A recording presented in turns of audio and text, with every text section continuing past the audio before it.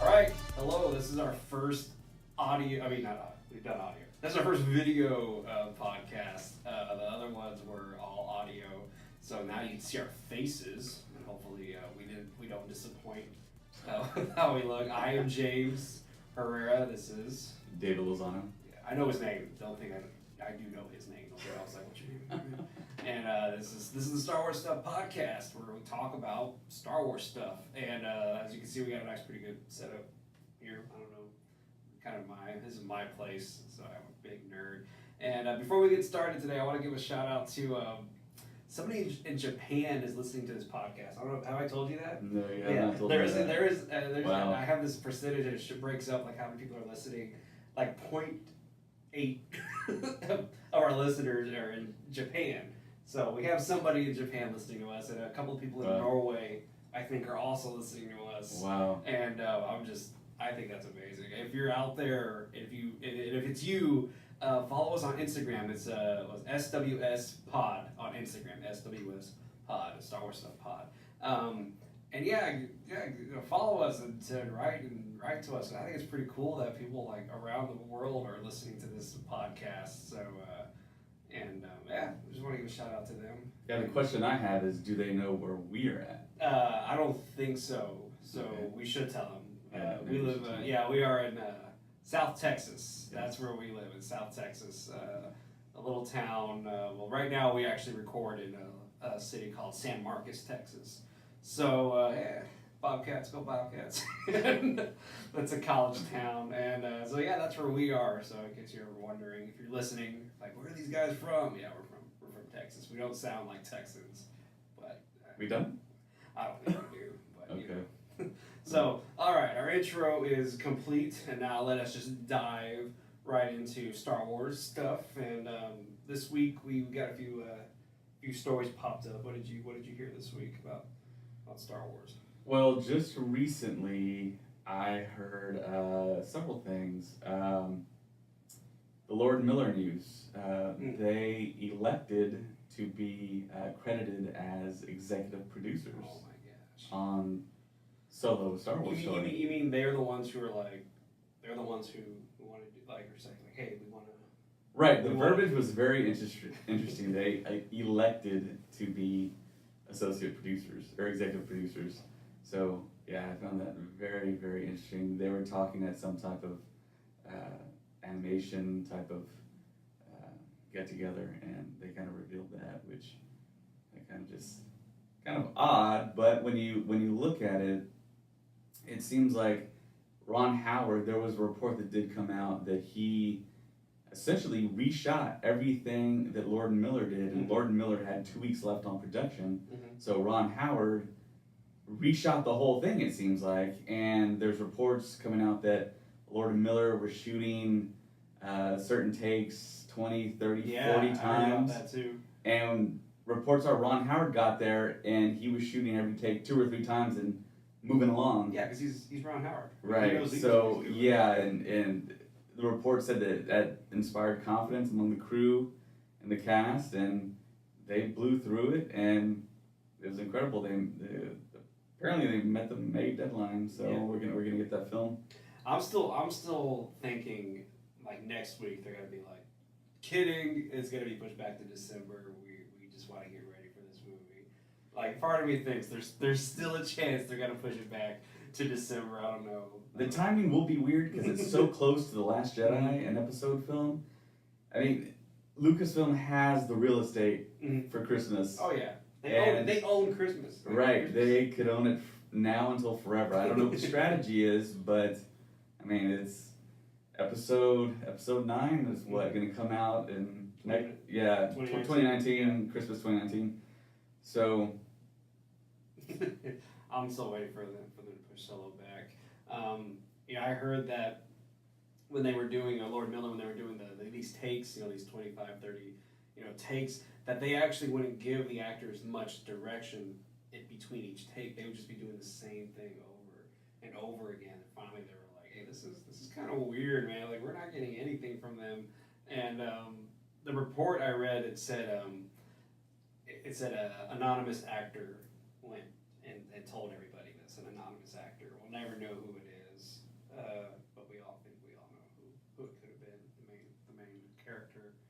was probably the one who spilled the beans on all of this stuff. Because I know, what's his name? Donald Glover. He had said it wasn't that big of a shift. He said it wasn't that big of a deal when it happened. But now we're getting this report that, yeah, it kind of was a big shift in like style and what was going to happen. And that Ron Howard actually didn't film like big set. I mean, like big sets. He used like part of their sets to film like close-ups and everything. Right. I read that too. And so so a lot of the close-ups in the movie, a lot of the characters talking to each other, a lot of dialogue. It's gonna be Ron Howard stuff, and I'm pretty sure maybe the Lord Miller stuff is gonna be like kind of the big action sequences, unless Ron Howard came in and just redid it all. I mean, we'll never know. I'm pretty sure Lucasfilm is not gonna tell everybody like what was Ron Howard's, what was Lord Miller's. So we'll see about that. So I thought that was pretty interesting this week to happen. What else happened this week? He's not texting, all right. He has his notes on here. You've never seen us before, but we do have no. But yeah. Anyways, go ahead. Well, gotta be Captain Obvious here, but Mark Hamill was a guest of honor at a Dublin St. Patrick's Day parade, and he said when asked if he would come back to Star Wars, he replied, "If you can't have fun making a Star Wars movie, you have a serious problem."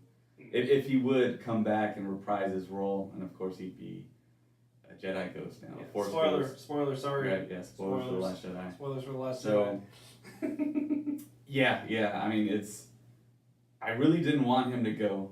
I mean, we all know that he could physically come back and be the Ghost, but, God, man, he just knocked it out of the park with his acting. The Last Jedi. I was awesome. Stunned. I was shocked.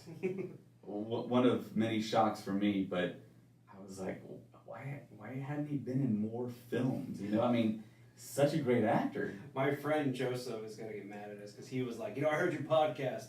Mark Hamill has done other things besides, Right, yeah, he's done other things. I mean, he's a legendary voice actor. We all know that. He was in Jay and Silent Bob. Right.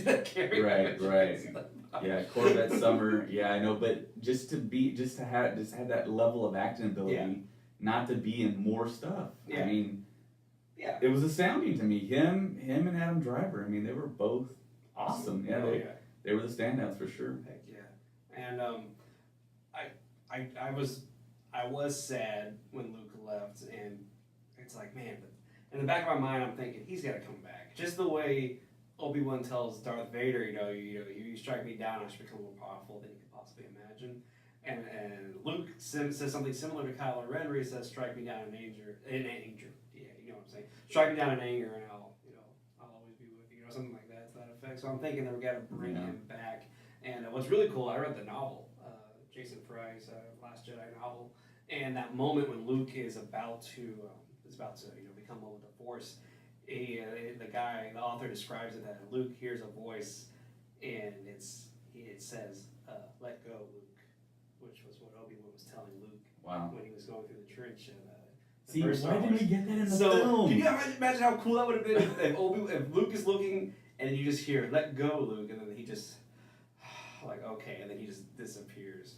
That would have been something cool. So Lucasfilm, if you're watching, more canon. Yes. We want more canon. We want more Alec Guinness voice. Although the Alec Guinness and Ewan McGregor stuff in Force Awakens was amazing. Like that little Easter egg that they added in there, where you hear the word afraid and left Ray. To hear Alec Guinness say Ray, I was like, oh, that was awesome. Anyways, off topic. Yeah, we're nerds. We're talking about Star Wars. Yeah. So anyways, back to the news. What else? Well, back to Mark Hamill. That moment in The Last Jedi where Luke kissed Leia on the forehead. Yeah. That was on Mark Hamill. Yes, that was a spontaneous moment. Awesome. That was a very great moment. I mean, just to do that. And you can see it in the director and the Jedi extra special feature on the digital and now Blu-ray. I think the Blu-ray came out today. Yeah. So, but the dude was just incredible. It blew me away. Yeah, he was awesome. And I see what you're saying. How, he has done other things, but how come he hasn't done a role that's just catapulted him even further? Like Last Jedi was amazing. How come he hasn't done anything where it's like, hey, did you see Mark Hamill's in this new movie? That's, it's just insane that he never got to that same level as, let's say, Harrison Ford did, after Star Wars. Harrison Ford still. But then Mark Hamill was like, no more, I still know how to act. I still got this. And he just comes out of nowhere. it just not out of nowhere, but he just comes out and goes, "Hey, I'm still Luke Skywalker. Watch this," and it was beautiful. Yeah, it kind of makes you wonder. I mean, there's so many talented people in the world. Mm-hmm. Is it the talent, or is it a combination of the talent plus the people you know, plus the situation you're in? Yeah. I think it is a combination of all that. It is. I mean, it's tough. There's a lot of people out there that are super talented. Yes. A lot of podcasters too. Yeah. So, yeah. Maybe we'll be one of those one day. All right. What else? What else we got in the world of Star Wars? The score-only version is now Yes. available Yes. on digital. Yep. And at first, it was only available when you got the Movies Anywhere app, Mhm. and that's where you take an app, and several, I think, movie studios agreed that you could take whatever you have on your other players, your other streaming apps like Vudu, iTunes, and have it aggregate and play all your movies there. Mhm. But I didn't see a story on why they actually just released it. Did you? I'm thinking, for me personally, because I don't have Movies Anywhere. I have it on iTunes, and I remember when I saw the story where it's like the score-only version is hidden in the Movies Anywhere app.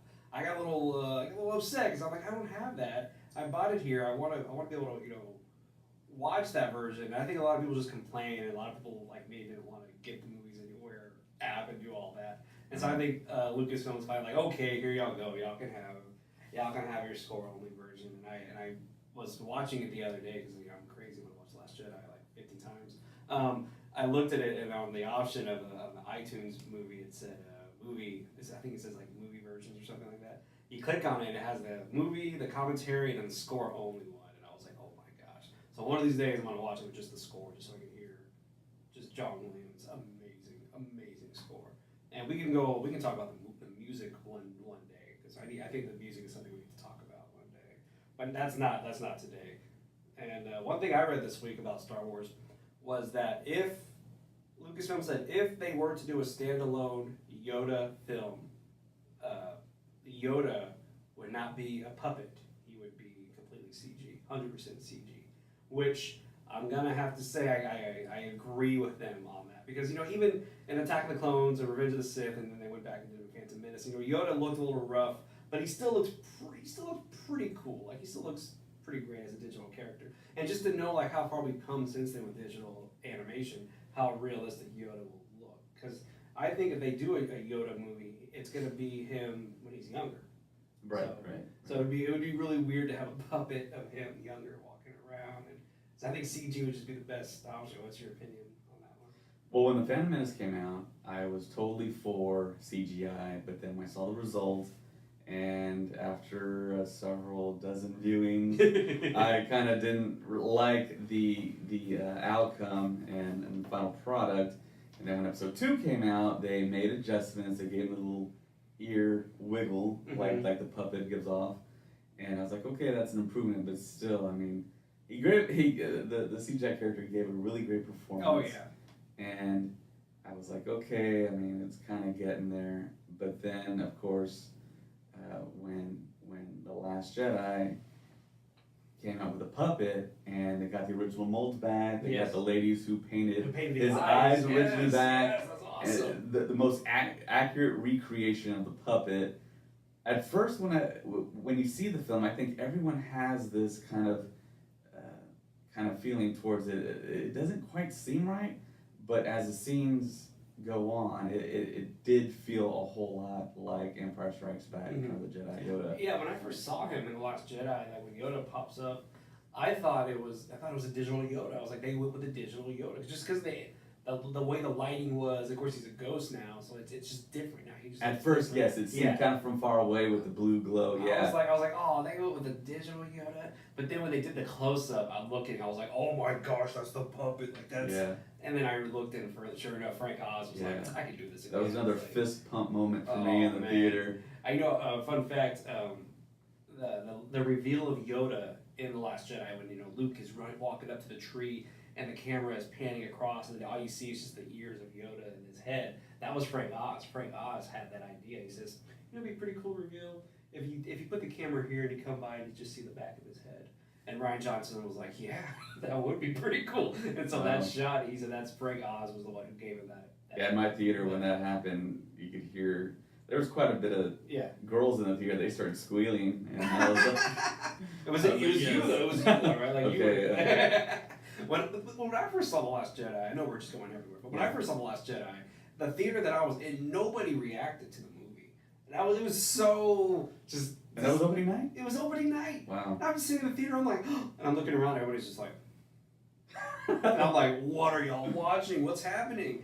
And then, but the second time I went with my wife and her family, and we went to this theater in Houston the day after Christmas, and the movie had already been out for a couple of days, and the theater was sold out, and the theater just went crazy for all like the parts of the movie, and it gave me goosebumps. I was like, yes, Star Wars is still amazing. Yeah, that's And what I love. And that scene when Yoda came up here, I heard a few people go, just like I did when I first watched it. So Yeah. I feel bad for whoever was in that theater with me when I first saw it, because they're like, who's this guy making all this noise back here? Gee, and it was me.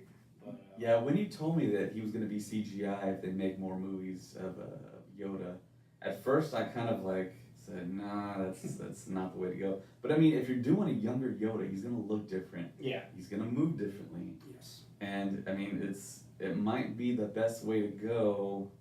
Hate to say it, but it's kind of going against. But do you think they would do a complete CG character, just like how I guess how And it'd be incredibly tough to do a puppet, but or to do a motion capture Yoda? Do you think they could possibly pull off a motion capture Yoda, or would it just be completely CG? You got what he moved like in the other movies, and you just kind of sync it up and make it younger. maybe if you could get Deep Roy in Oh the suit, man, Deep Roy running Deep around. Roy could do it. Yeah. Or hell, man, they get Andy Serkis to do it, man. Like I don't know where Andy Serkis is like. I'm gonna be playing a young Yoda. Like that'd be the coolest if it was motion capture. What would be great if Andy Serkis could come back to Episode 9 and be a totally different character. That Let would be himself great. not actually be a performance capture. But just actually be creature. like somebody like a. Yeah, Yeah, I'd be heck down for that. I Heck mean, yeah. it's- Because Andy Serkis, that'd be stupid to be like, yeah, you're done. You don't have to come back anymore. And I heard also, okay, so more news about Star Wars was that Ryan Johnson, they've asked Ryan Johnson how he felt after all the backlash if he made with The Last Jedi, whether or not this was going to affect his vision for his 3 movies, like his Right. trilogy. Right. And he said no. He's going to make his trilogy exactly the way he wants to make it. And I love him for that. For him saying, you know what, the fans, I want to make these movies the way that I think they want to be made. Which, okay, I can see how some fans are like, hey, it's for us. But then at the same time, you got to remember, he's a storyteller. He's telling his story. He wants to go ahead with what he wants to do. So I don't know, how do you feel about, like, do you think he should listen more to the fans and what they disagreed with, or should he just stick to what he has and keep going? What do you think? I feel like he should have listened to the fans for The Last Jedi. But he started writing The Last Jedi right before principal photography for The Force Awakens happened. So, I mean, we didn't have all these, like, who's Rey's parents? Who is Snoke? What's his backstory? Us as fans didn't have all those questions. And, of course, back in the 80s, people didn't have those certain questions either. And if they did, they don't talk about them now because they consider those movies classics. Yeah. So, time will tell with The Last Jedi. I mean, Ryan Johnson's new trilogy, I think he shouldn't listen to the fans. I mean, he doesn't have to. I mean, it's going to be his own contained thing.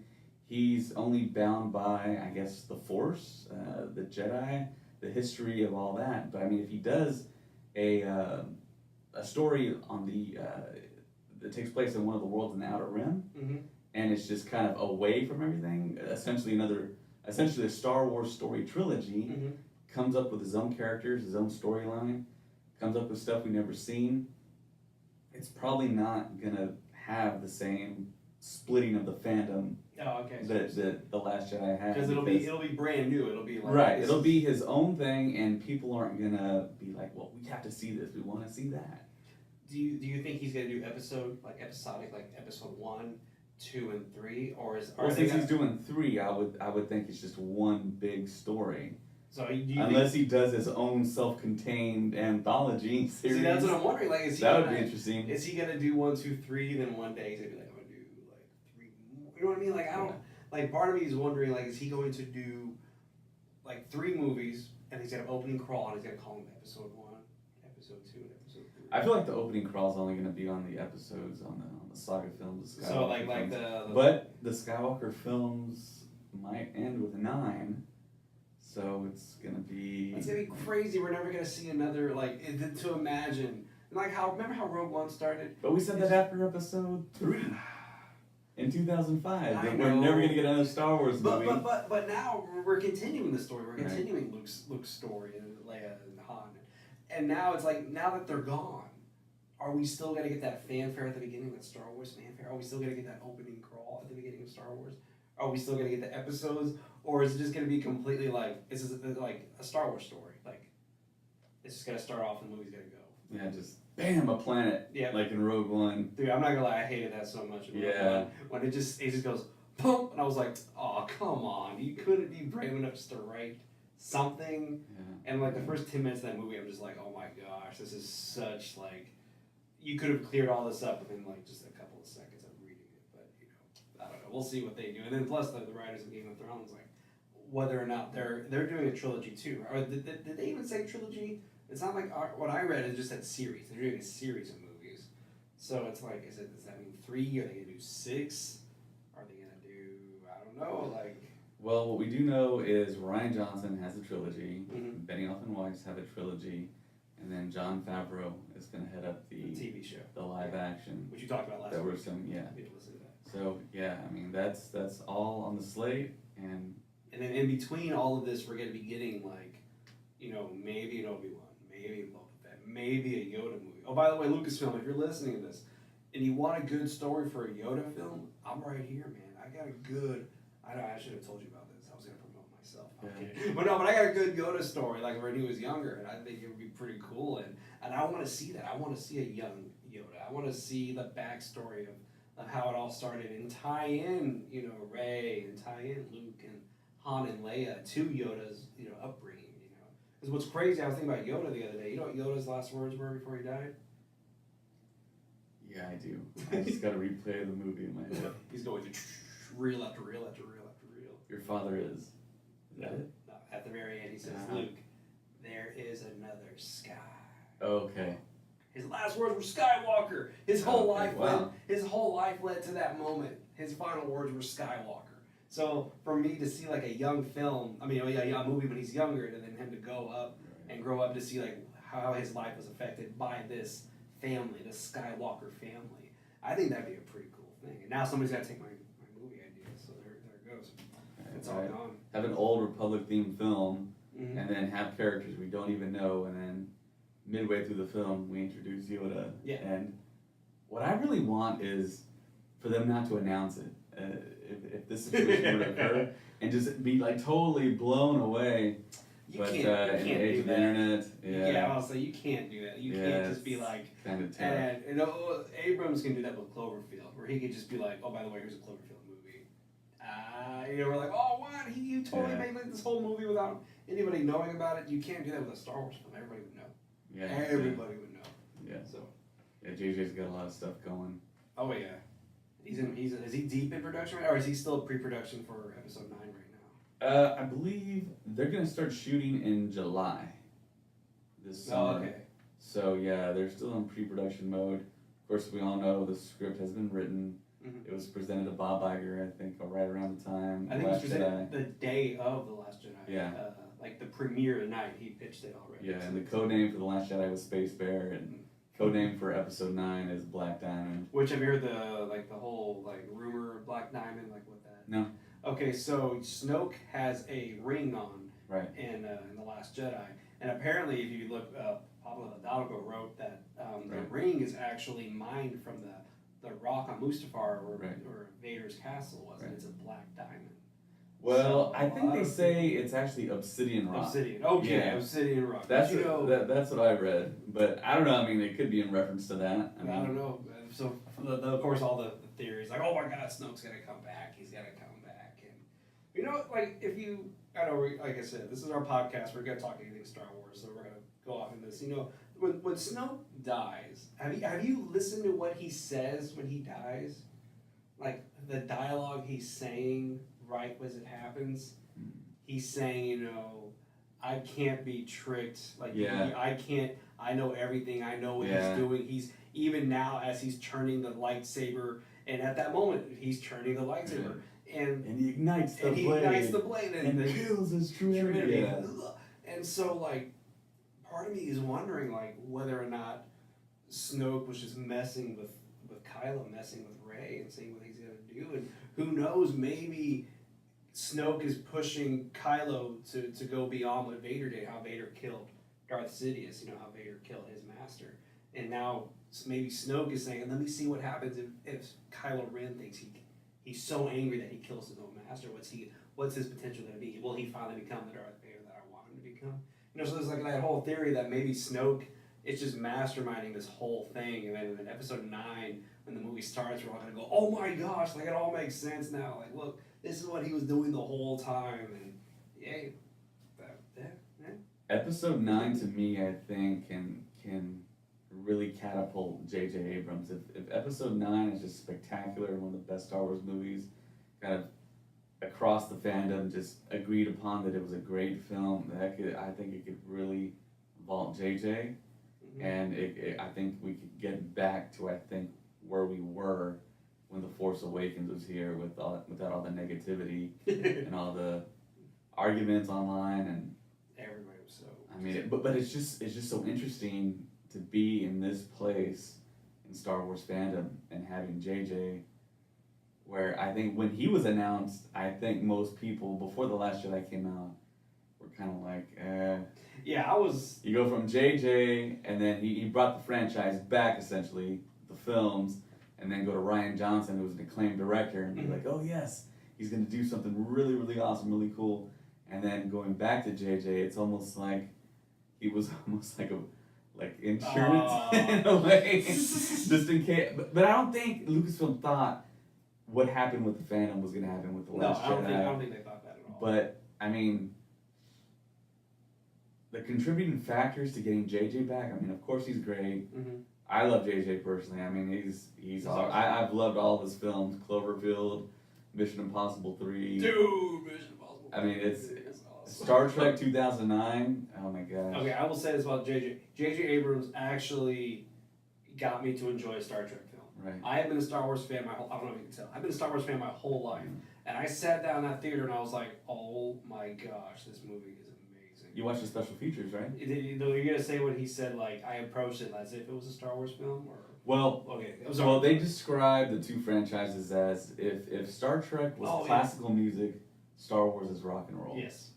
And that's such a perfect analysis of the two franchises.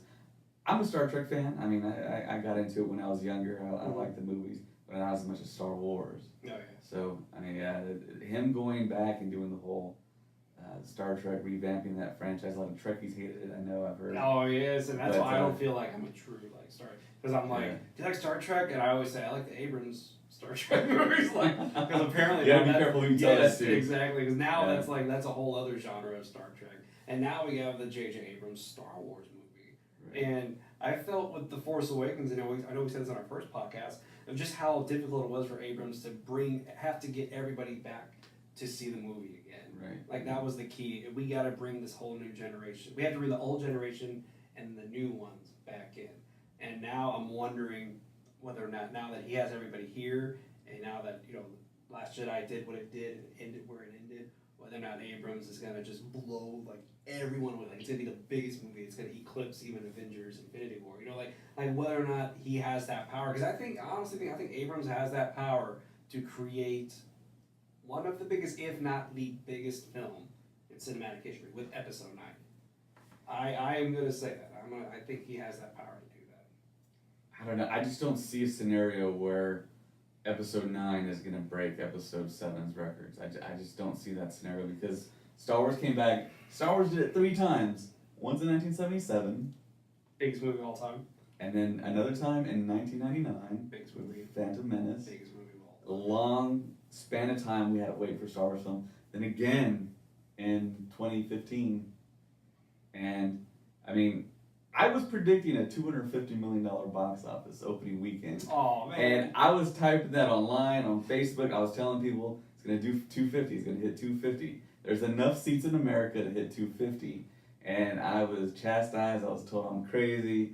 I was told it's not going to make 200. Oh, my and I'm like, God. Just watch. Just watch. Wait. 248. I was 2 million off. You were I was right 2 million off, but yeah, it's tough for me to see episode 9 doing episode 7 numbers. It might not even do episode 8 numbers. Because I mean, you do have these people saying, Star Wars is done." Yeah. Tons So, of people are saying Star Wars. if those people are really gonna stay home, or No, they're just gonna no. go anyways, No. I got a feeling they're gonna go anyways. We're gonna go anyways. Just yep. just see what happens. But What was that? A couple of years ago, Lucasfilm announced they're gonna re-release all the movies in 3D, right, and I was like, man, that means I gotta watch 6 movies in 3D now.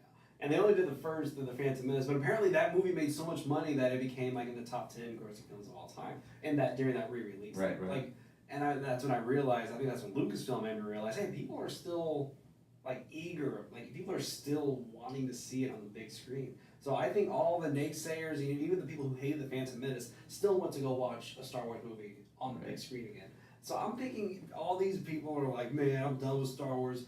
Kathleen Kennedy has ruined it. Disney, it's over. I'm like, no, you're still gotta go to watch that movie because it's Star Wars.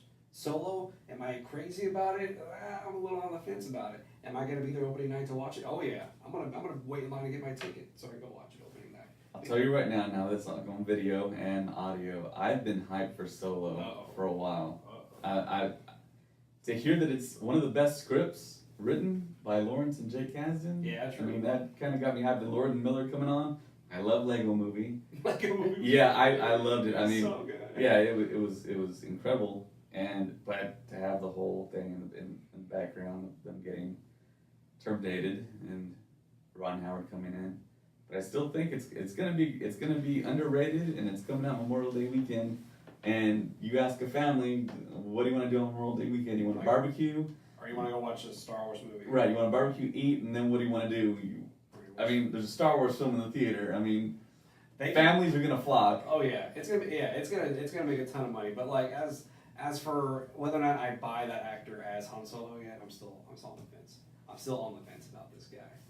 And I know a lot of our podcast leading up to it is gonna be us talking about how we feel about Solo. And yeah, I'm still on the fence about that actor. He wasn't my first choice for that role. Who's your first choice? Okay, I can't never say his name, but he was the actor who was in The Kingsman. He played the main character. Oh, Taron Egerton? Yes. Yeah. I love that guy. He's a handsome guy.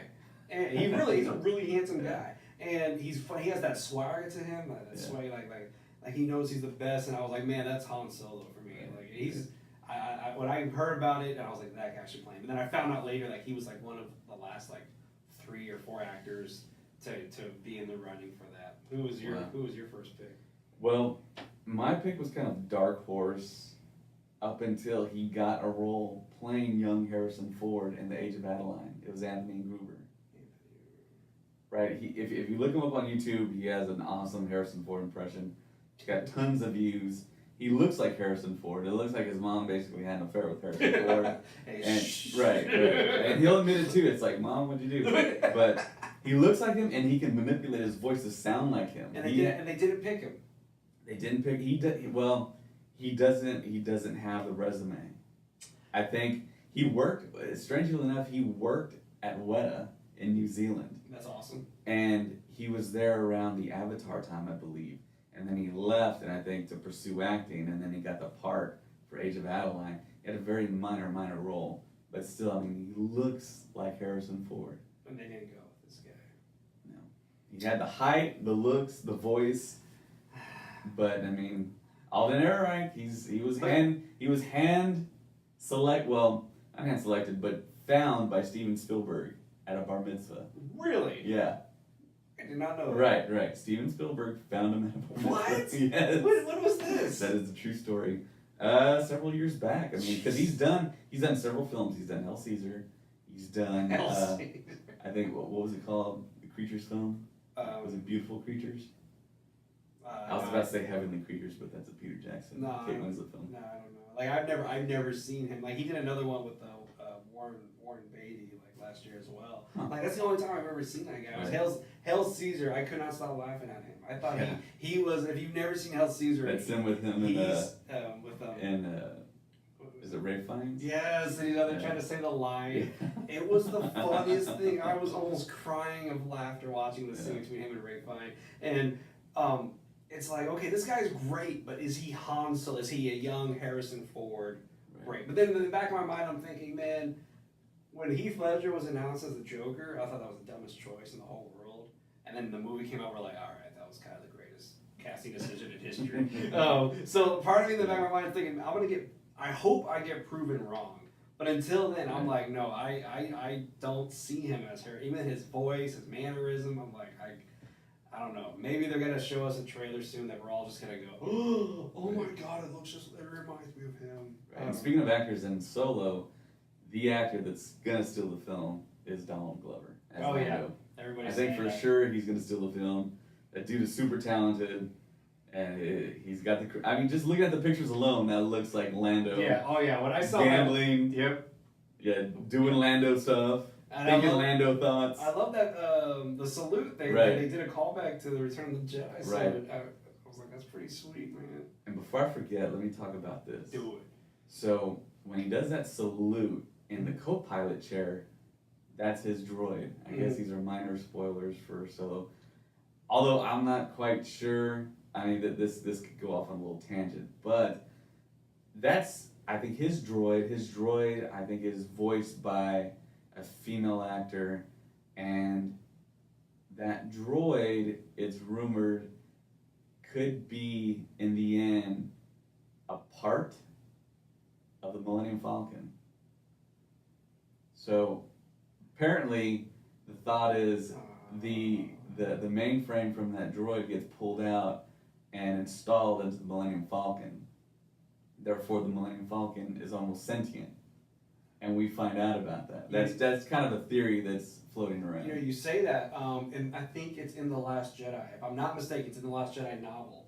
They talk about that. I'm not even joking. They talk about the fact that the ship is an old ship. It's an old soul. Like, Right. I think R2 is trying to talk to it, and the Falcon's talking. That's the first time I ever heard about it. Was in The Last Jedi novel, where he's saying like he's trying to do R2's trying to do something, and it's actually talking back to him. Right. So that might be true. That might actually. In the EU, I'm pretty sure there are stories of the Falcon having 2 or 3 brains within it, sentient Jeez. droid brains. So it's kind of like, I mean, it has a personality, but there's 2 beings within it that live there. That's awesome. And I mean, that'd be something incredible to explore. Don't know if it's gonna happen, but that would be a cool kind of. It was there the whole time. We just didn't know it. And I love that about movies like this. Yes. When they stick stuff in there, they kind of interweave it in, just like the hyperspace tracking in Rogue One Oh, yes. and The Last Jedi. All right, wait. Before we go, okay, the hyperspace tracking in Rogue One. Okay, so Last Jedi comes out, and David on his Facebook page says there was a Rogue One reference in The Last Jedi. Did anybody catch it? And we all were saying like, oh, this, and you're like, nope. And he wrote us. He says, no one has. I looked online. No one has said anything about it. Right. And I didn't know what it was. And finally, David tells us the hyperspace tracking was mentioned in Rogue One, and then that's a huge plot point in The Last Jedi. And I was like, oh my gosh, I didn't catch that. Next day, not kidding, that story was on the internet. Yeah, it was everywhere. So somebody on the Star Wars Stuff Facebook page Yeah. is ratting on you. Like they were like, oh my god, and they probably sold that story to somebody. So I think you were the one who discovered that before anyone else. And just y'all listen to that. That's a true story. Possibly. I just had to get that out because that's pretty cool. The other interesting thing that popped in my head was I just recently bought a sound bar with a wireless subwoofer, and when I played The Last Jedi, the Holdo scene, the Holdo moment, when she flies straight into Snoke's ship, the Supremacy, and splits it, everyone says the sound, the voices, everything dropped out. There was no sound. But when I had my sound turned all the way up, there's a very low hum that goes. And I'm not sure if standard TV speakers can pick it up. I wonder what that. But yeah, there was a hum coming from my subwoofer. It was almost like the Force. I don't know. Well, Didn't sound quite like the Force, but Yeah. there was sound. That's amazing. It wasn't totally mute. The sound designer of that, I forget his name. He does all of David Fincher's movies. He's one of the greatest like sound designers ever. Ken something. Well, I know Matthew Wood did the sound. No, like No, Matthew Whip was like the sound like supervisor, but the sound editor was somebody Oh, else. okay. And this guy, he added in so many like crazy things. So I can understand like he would probably add something in there for us. Right. And like I remember they said like that shot in The Last Jedi whenever the TIE fighters come in crate and they're shooting at the ground. They said Right, that was an interesting yeah, sound. they came up with that sound. Like he was like, hey, what if we try this? And he shoot it. Right, that almost sounded like tennis balls hitting like Yeah. a windshield. And he used a lion's growl for the new gorilla walkers. Like whenever it moves, whenever like the joint moves, it's actually a lion just going. I was like, that's pretty. Wow. That's pretty. Why not use a gorilla? That's too easy. It's way too easy to do. But I think that Solo may, I don't know, it may do really really great, or it may do really really bad. And we're I think gonna it's gonna be be. able to tell. I think it's gonna do We're great tell. either way. For Star Wars numbers, maybe not, but I still think it's gonna do really good.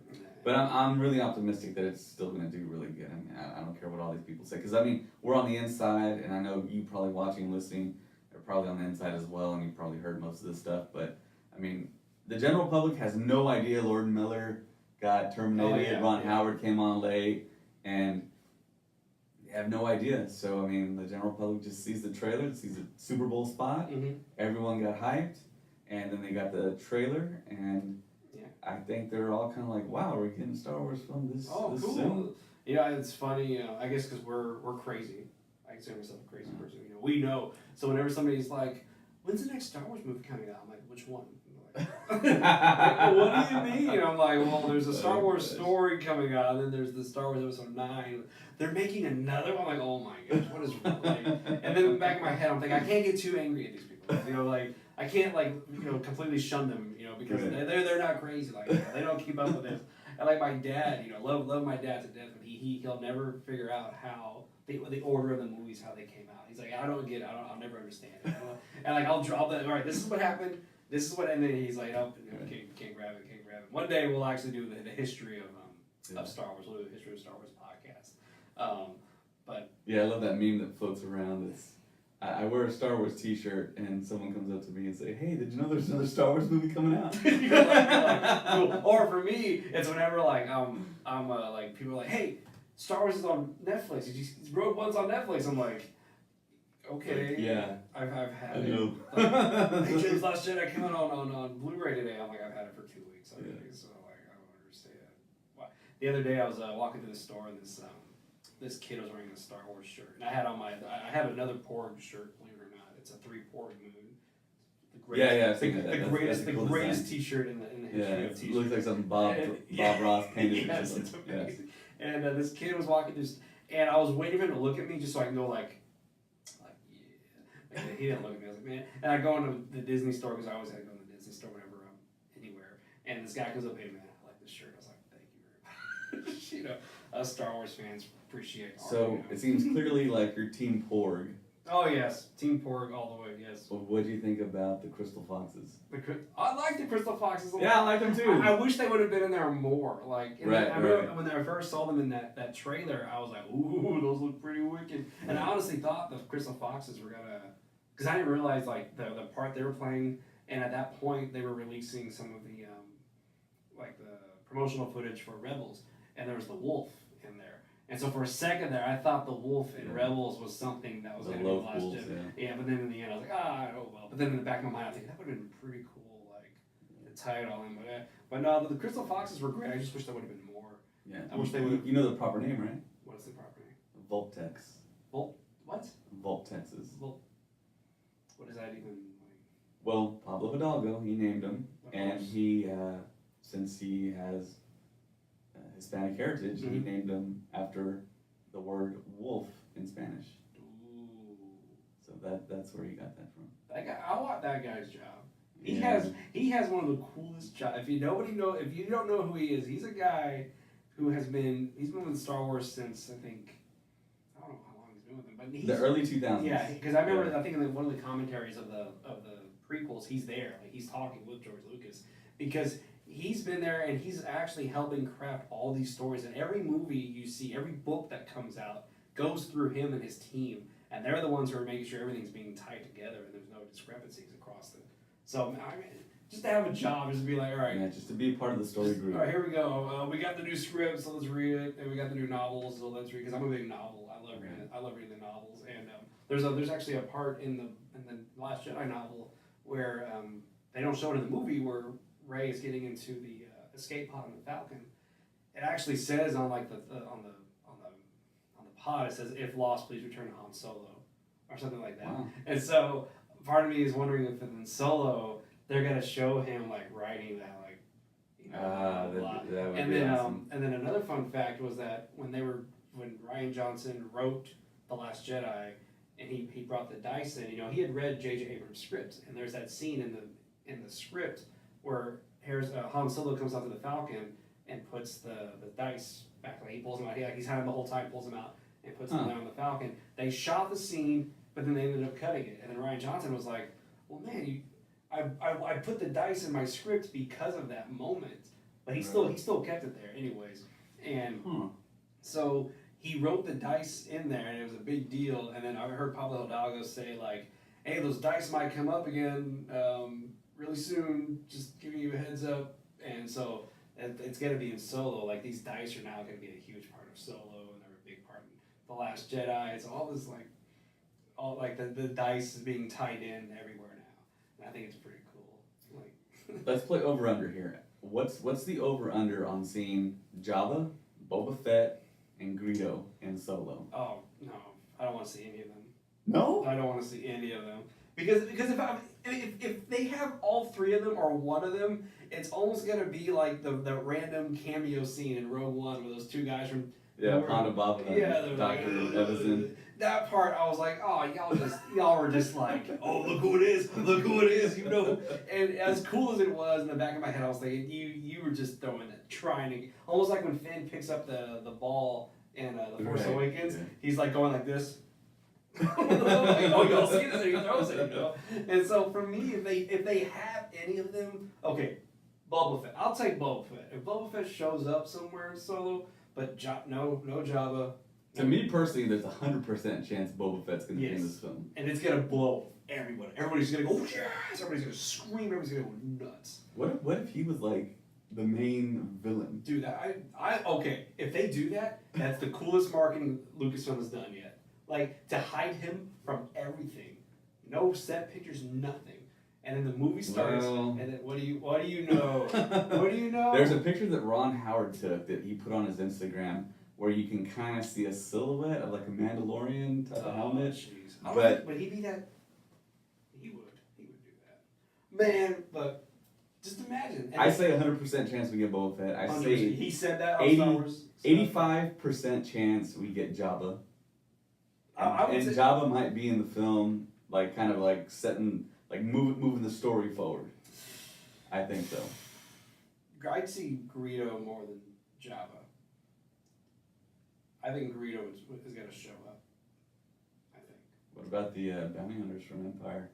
You got Forlom, Bosk, IG-88. Okay, if they do that means, okay, that would be awesome because that means in Empire when Vader says, "Hey, I need help hunting the Falcon," all these bounty hunters are like, "Yeah, we messed with that guy back in the day, and he messed us up. We want him back now." That would be that could play into the whole Empire storyline. That would play in so well to that. It's like, yeah, okay, he messed with us. We're gonna come back and hunt him down. That would be cool. I said it. I said that plot point here. What if my prediction of Boba Fett, 100% prediction in Solo, he notices Han pull the same maneuver that he pulls in Empire Strikes Back. That's why Boba in the end knows he's gonna float away with the trash.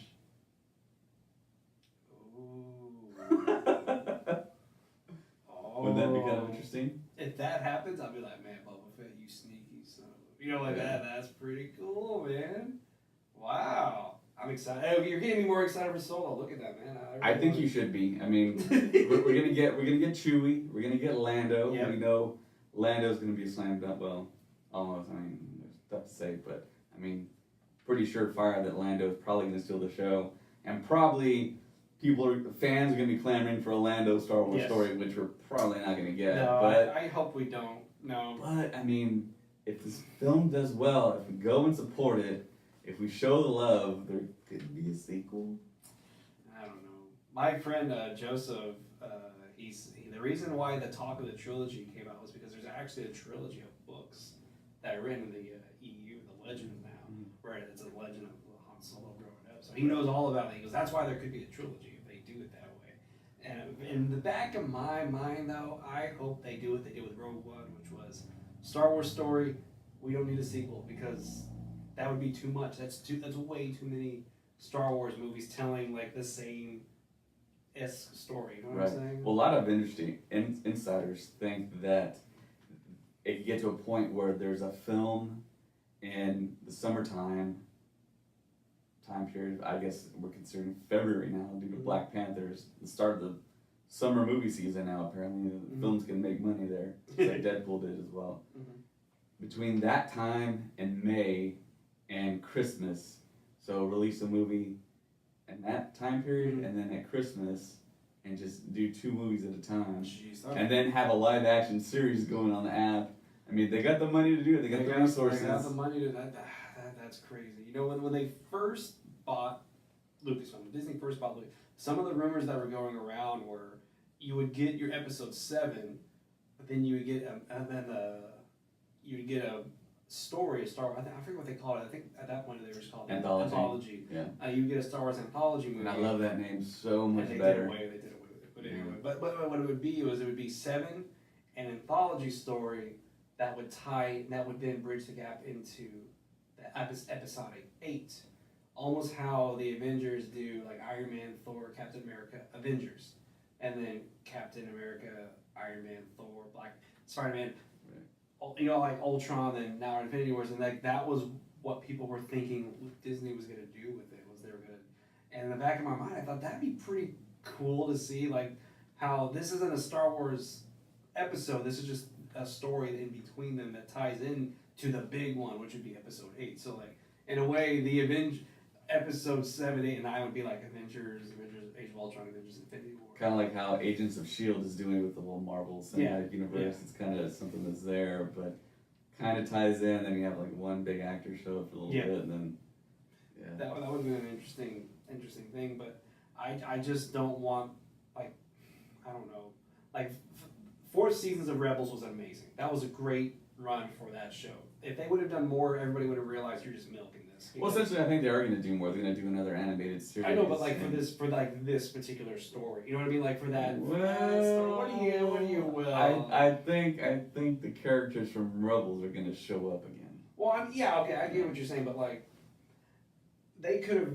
What I was afraid of with Rebels was they were going to do like 7 seasons in this little time period between Revenge of the Sith or when after, I forget how long after Revenge of the Sith it starts, and then A New Hope, and then Rogue One.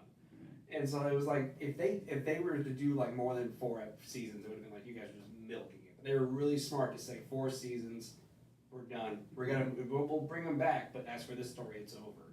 And I'm hoping Disney realizes that and does okay. Let's know when we're ready to, quit and then keep going on. Right. And I'm afraid Solo might become something where it's like, oh, that was cool. Let's do another Solo movie.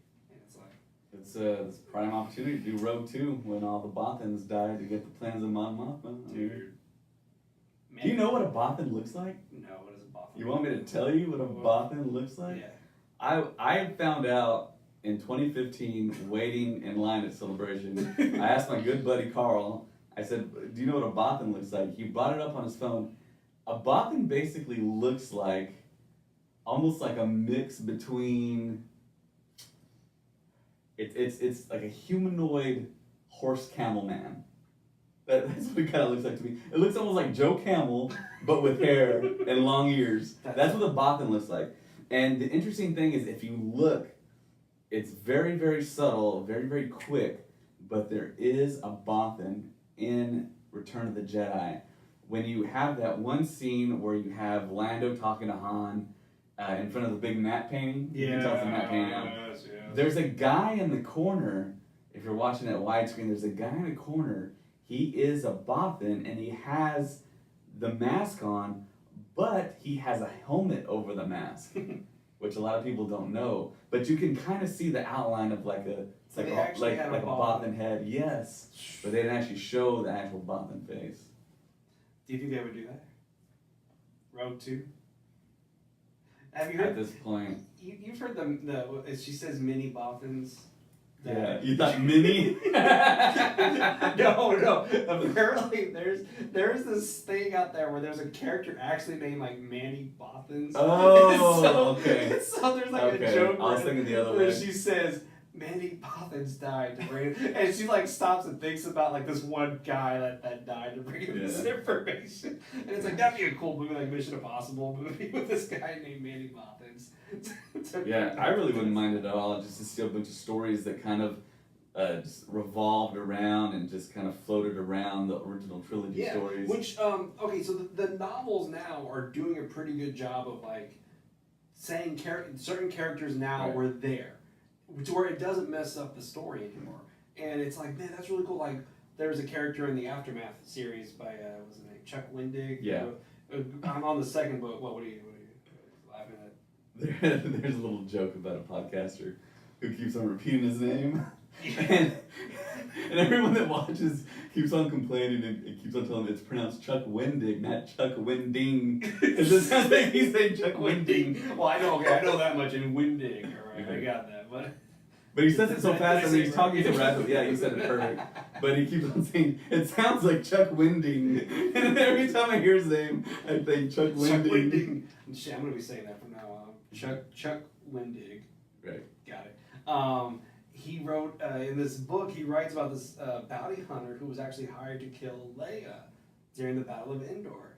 And she's up in this tree while the battle's going on, and she has a sniper rifle, and she's like, I'm looking through the scope, Leia gets hit, and she's in the corner, but Han Solo sits in front of her, and the stormtroopers show up, and then she's sitting there just waiting for the right shot, but then the chicken walker walks up, and then she's like, I can't take the shots, and then she's got to try to move it closer, but then she ends up falling back and not doing it. So like, I read that part of the book, and I'm thinking, that doesn't take away anything from the actual moment of Return of the Jedi. In the back of your mind, you're thinking, man, somebody could have killed her, right? You know what I'm saying? Like, all these cool things are happening. Exactly what I'm talking about, yeah. All these cool things are happening around it to where it doesn't take away. Like, there's another book by And it's just like reality. I mean, we're here, and next door there's someone doing something else. I mean, what's to say them doing that thing doesn't have some type of impact later on? I mean, I think that's just so cool. That's world and universe. Yes, which is why now that these new trilogies coming out, I'm sad because they're not gonna stick with the story. They're not gonna stick with this story. Where they could just come in and say, hey, this is what was going on around all of this. We're not taking away from it. We're just saying this is what happened around all these events. And to know like Rian Johnson gonna be doing a completely new story, it's like, man, that kind of sucks. Like I would have loved to have seen a trilogy he did where like you have, your Han Solo, Leia, and Luke storyline, and then underneath here you have this storyline that they interacted, but that you didn't realize it. It's hidden in there. That would have been pretty cool. Yeah, I totally agree. But I feel like Rian Johnson is the director that you want to get to make a brand new thing and have his own little contained story. You can be over here, and then we have our main stuff over here. That's why I kind of feel like maybe JJ should have just ran through it all and just did all three and had, because you look at Marvel and they have a plan. Mm-hmm. They have a plan and they're executing, and they have a leader, Kevin Feige. He's overseeing it all.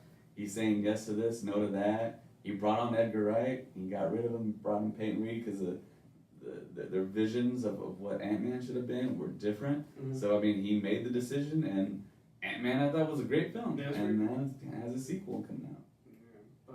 And it's owned by Disney. Yeah, it's all owned by everything. Disney owns everything. Disney's gonna own this podcast here pretty soon.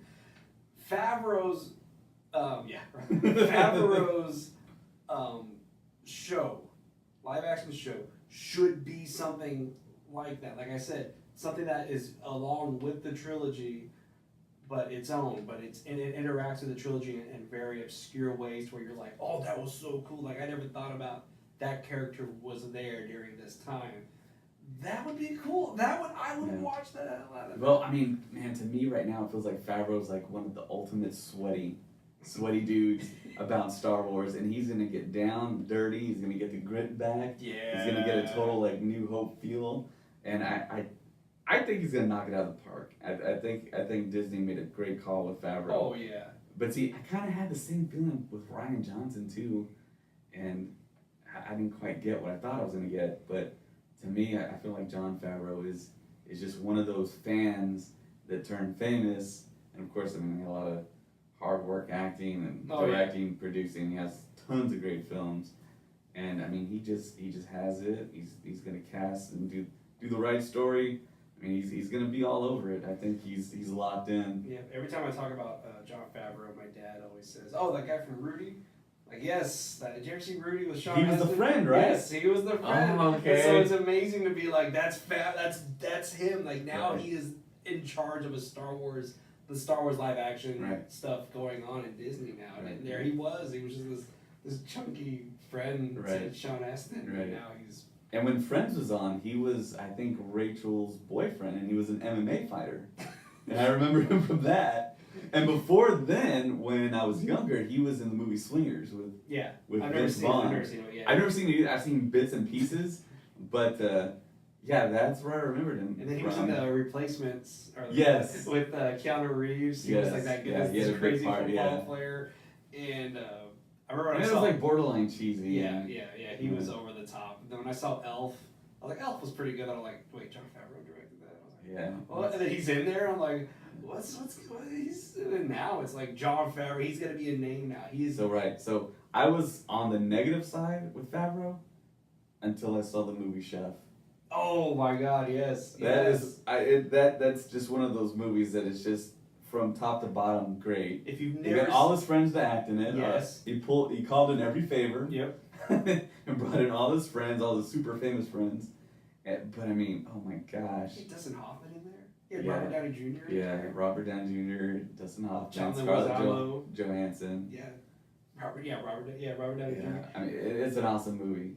It's If you've never, I know we're talking about Star Wars stuff, but we can't help but talk about the filmmakers. But if you haven't seen the movie Chef, watch Chef, and then know that Star Wars is in good hands now with this director, with Jon Right. Favreau. You know what I mean? Like Right. he's gonna do a great job, and which is why I'm saying, man, if you were to do a story that was like underneath the original trilogy, that would be amazing. 13-ish Yeah. underneath. There's seedy a underbelly. there's Of a course not. there's a book called Lost Stars by Yeah. Claudia Gray. Yeah. And that was like the first, it was that and Aftermath, like the first new Star Wars canon books that were coming out to Disney, Journey to the Force Awakens. Which was the first new canon book? Because they started new canon April 2014, I believe. Oh, they But- did? Yeah. Oh, man. And I think it was Chuck Wendig. Was his Aftermath? Or was it I something think he did? Aftermath was the first one. Oh, okay. I And didn't know. then they decided to give him a trilogy, and then Claudia Gray came on, did the Lost Stars. I know my friend Joseph's going to be like, you guys are all wrong. 'Cause he's I'm pretty sure it started April 2014. That you could take to the bank, Oh, but I'm yeah. not quite sure which is Which the one first was it? canon book. But her book, Claudia Gray's Lost Stars, it's a teenage love story, young adult I novel. heard it's great. I haven't read it. But yes, but what's really cool is there's all these moments that take place underneath the trilogy to where you're like, you're reading it. She says, "I'm standing there at the computer," and we look up, and the guy says, "There was another one," and then my commander says, "Hold your fire," There's no life forms on board. Must have short circuit. And then he goes, "I'm gonna go talk to Vader." Then he walks out of the room, and she goes, "Huh, I wonder what that was." And I'm thinking, oh my god, yeah. Why wouldn't there be a woman in that room when they're watching the escape pod go out at the beginning? So you're talking about that exact scene in Yeah. New Hope? Yeah. Huh. And and in the book, she describes from her point of view where she's there, and then there's another scene where they're looking at the Millennium Falcon and Empire Strikes Back, and then Vader says, "You sure you turned on you turned it off?" He goes, "Yes," and she's up there looking, and then she looks out and it shoots off, and then everybody stops, and she just sat by as Vader walked by and didn't say a word to anybody. It was just quiet. I'm thinking, dude, that's so cool. You can tell, you can do a whole movie to where cool editing where you have her going and then you see Vader walking in the back and you in your mind you go, oh, he's walking over here to do this. Right. Or they land on Cloud City and they're like, man, this hunk of junk can do all this. Let's go. I have a specific. For her friends, I have a specific order from Vader to disassemble the hyperdrive. So let's go. She goes, okay. So they go in there and they take apart the and they fly back to the Falcon. I mean, they fly back to the Star Destroyer. And all this stuff, man. What do you laugh at? I think that's one of the most super sweatiest Star Wars deep cuts I've ever heard in a long time. Man, come on, man, come on. It would be awesome. Oh man. I would love if they did that. Like if they announced Favreau was like, oh yeah, we're gonna adapt this Claudia Gray book into a TV show. I'd be like, that's the coolest thing y'all can do right now, because it is. It's awesome. Yeah, they definitely could do that. I think. I mean, possibilities are endless as long as we keep on paying the money. We're gonna keep paying, man, and we're gonna Yeah. keep talking about it too. Yeah, keep keep about talking. Star Wars. 'Cause Yeah. That's what And I know Claudia Gray started out very small. She started writing fan fiction. Mhm. Because I did hear on another podcast, and she was talking about her journey to get there, and I mean now she's one of the most acclaimed Star Wars. She's my writers. favorite. She's my favorite Star Wars author. I think that's pretty much across the board. Everyone's kind of waiting for her next thing. Mm-hmm. She did Bloodline as well. Oh yeah. Yeah. If you don't know what Bloodline is, that's the story. It's between Return of the Jedi and Force Awakens, where Leia is. It's all about Leia, where Ben Solo's already gone. Han Solo is doing. He's like training young kids to learn how to race and build ships and all that. She's a senator, and that's where the reveal comes out, where everybody in the galaxy finds out who her father was, and they find out the bloodline of the Skywalker family. Right. And man, that story, I read that like in like 2 days. I could not put it down because it was so great. I'm like, I think I was there when you bought it. I think that was the day I met you. Yeah. Force Friday, right? I think so. No. You met me when I read Leia of Alderaan. Oh, okay. Which again by Claudia Gray, Right, which was okay, amazing. wow. You can not listen to us or whatever through this podcast, but go buy a Claudia Gray Star Wars book. I'm not even joking. Go buy one because she is killing it with these Star Wars books, and I would love to see Favreau adapt one of those books. Like that would be a cool Star Wars TV show to watch. Yeah. You know, you're the first person to actually bring that up that I've heard to adapt some of these books. I mean, I didn't think of it, and neither did anyone else that I listened to. I listened to most of the biggest Star Wars podcasts. That's kind of interesting. I've always thought, ever since I read what was that, The Lost Stars. When I read that book, I said that would be a really cool movie to watch. I think I need to read more. Yeah, you do need to read more. I need to read. I'm in the middle of Aftermath. I'm not Aftermath. Life Debt right now. Yeah. The second of the Aftermath series, and we could, we can talk all about the books one day, which I think we already did. But, Man, this like feeling right now, I have like a whole kind of like celebration vibe wash over me. When you gave me that rant at Celebration, you're in line with other people and they're just like talking about Star Wars, and I'm just like mouth like all slack jaw. I'm like, this is not normal. it happens. You know, I think we need to do a show. One of our podcast episodes will have to be about our experience at Star Wars Celebration. Because I only went to one. I only went to last year's, but you've been to what, 2 of them Yeah, already? I've been to 2. All right, and hopefully we can go to another one. That'd be pretty cool. Yeah. To go to the next one. Lucasfilm. Lucasfilm, let us go to the next one. But now one of these days we'll tell you all about our Star Wars Celebration. In case you don't know what Star Wars Celebration is, it's 4 days of nothing but Star Wars. Like that's And there are Star Wars fans that don't know what Celebration is. Yes. That one guy in line with us at Force Friday, Yeah. he was like, "What is that?" I'm like, What are you talking about? "I'm like, you're here for Force Friday and don't know what Celebration is?"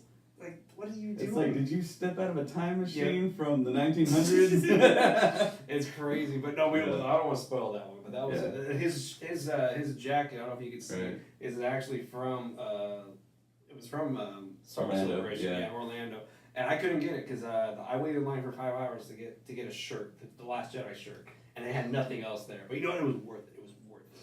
I missed the Last Jedi panel Wow. to wait in line for a T-shirt. Oh.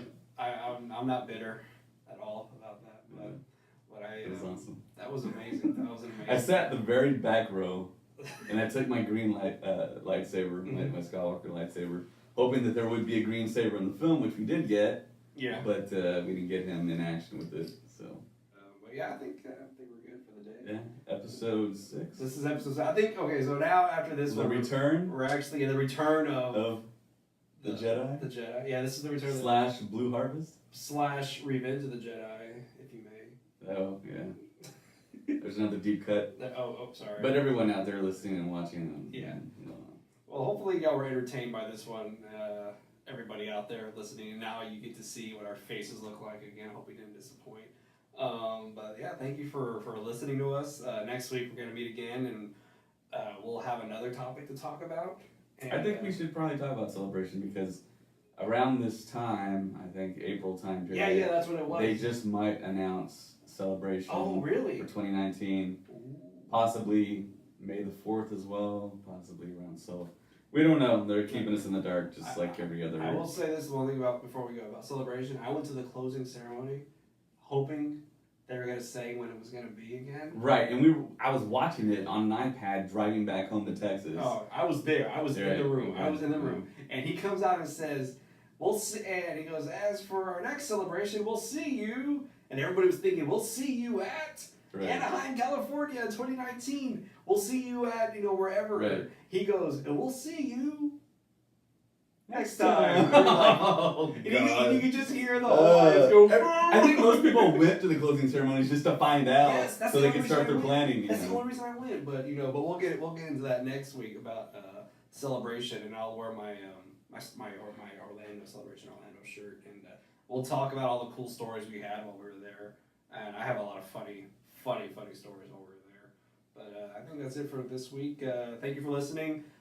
Look us up on Instagram, SWS Pod.